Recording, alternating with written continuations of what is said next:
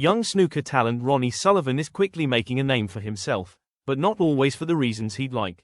At just 20 years old, the rising star from Coulsdon, Surrey, is chasing his dream of earning a 2-year professional tour card through Q School. However, his journey is regularly overshadowed by comparisons to snooker legend Ronnie O'Sullivan, comparisons that he finds increasingly irritating. Despite sharing a nearly identical name with the 7-time world champion, the young Sullivan insists the connection is purely coincidental. His parents chose the name unaware of the future link to snooker fame.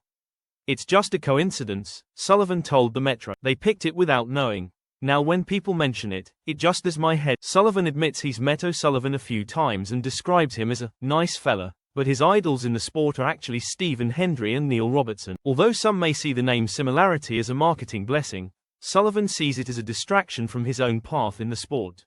His frustration is only part of a bigger challenge. Like many aspiring snooker players, Sullivan is battling financial hardship. Without a sponsor, he relies heavily on his father's support.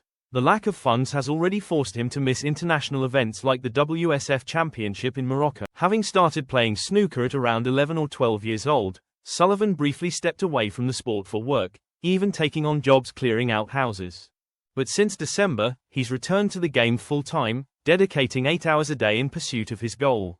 "It's expensive and hard without a sponsor," he explains.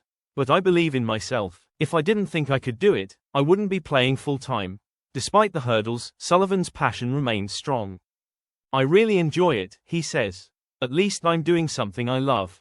If he does succeed and lands a spot on the tour, the comparisons to Ronnie O'Sullivan may not stop, but the younger Sullivan is determined to prove he's more than just a name.